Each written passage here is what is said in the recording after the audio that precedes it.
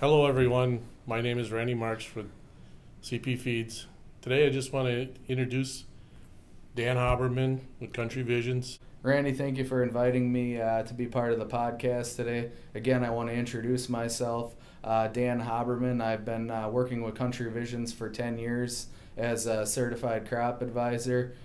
And I want to talk to you about a few things that always come up as we're on farm calls. And some of the questions that kind of come up.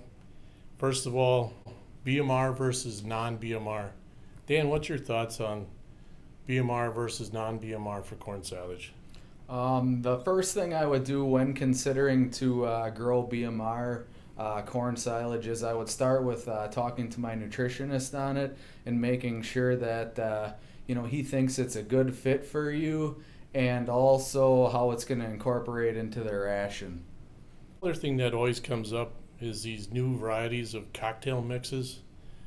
We see the first cutting of cocktail mixes usually has quite a bit of sorghum in it. The protein level is lower. It's usually the second crop that comes in a lot higher protein. Then that crop we can kind of use for the milk cows, where we're kind of looking at also items where we can use for heifers. Your thoughts on the cocktail mixes and the tonnages that they have?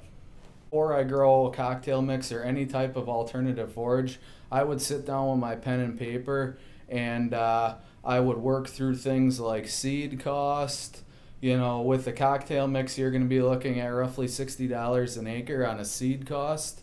And with the cocktail mix, you're going to have to, it's a 3-cut system, so you're going to have 3 harvest costs. And also, cocktail mix is primarily made up of sorghum, Sudan, Italian ryegrass, and clover. So it's heavy on grass, and grass likes nitrogen. So you need to pencil into your budget the 3 applications of nitrogen, whether it be manure or commercial nitrogen with the cocktail mix. And you should anticipate roughly 4 tons dry matter yield on the cocktail mix. But like I stated earlier, I would sit down and work through a budget and kind of find out what it's going to cost you to grow something like cocktail mix. As we talk about heifer forages, a lot more discussion on heifer forages. We're finding facilities are getting better. We need more and more fiber in those diets. And now with these high feed costs, we're also looking at alternative feeds to feed those heifers that also contain some protein, so we don't have to substitute a lot of protein in that diet. Your thoughts there? Last year in 2020, I worked with a couple dairies that planted sorghum Sudan grass after first crop alfalfa.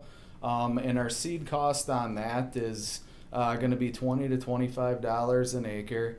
And then we're going to cut that twice. So we're not going to have 3 harvest costs on that alternative forage. We're going to cut that twice. And the feed samples that we've saw from the 2020 growing season, we're seeing 20% protein on that. And the digestibility numbers are coming back pretty attractive as well. And it's nice because our seed cost is a little lower.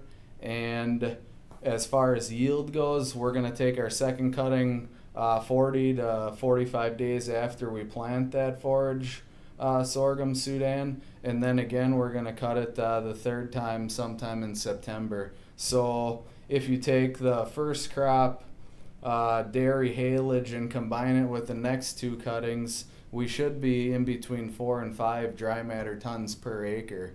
Another question that comes up a lot is low potassium feeds that we use for the prefresh cows. And coming in, a lot of times we'll use straw, some type of a grass, and we're always concerned about, again, getting that potassium low. What kind of ideas do you have there? With trying to find a low potassium forage, it can be somewhat difficult. A couple of our options are just a straight grass, or wheat straw is always a good option if you can get that purchased economically. Another option would potentially be a forage sorghum, like a one-cut forage sorghum, Randy. There are guys that plant full season sorghum, so you only cut it once. It gets planted in June, normally after a manure application. It's only $10 an acre seed cost, and then come fall we harvest it, and we should be able to expect 4 dry matter tons per acre, and this is going to be some real economical forage as well. One of the last questions I have for you, Dan, is a lot of times we've been seeing on some of these corn silage samples, this year we've really had good high digestible corn silage, but yet we start seeing some really low protein values that are in that corn silage. What do you see is happening there? One of the major factors in the component of a quality corn silage sample is maintaining nitrogen levels for our corn crop. If we start running short of nitrogen, we're going to start to see, nutrients falling off in our corn silage sample. And that's one of the biggest things that I've seen in the last couple of years is guys missing out and leaving a lot of yield out in the field by not managing their nitrogen properly. Sit and think through, how you want to manage that nitrogen and decide how much nitrogen you want to put on your corn crop in 2021, knowing that that's something we really missed the ball on the last few years. Thanks, Dan, for taking the time today to sit down and discuss a few of these questions. Again, if there's any questions that we can help you with, anybody at the nutrition group in CP Feeds or the agronomy group at Country Visions, certainly ask us those questions. We'll help you out.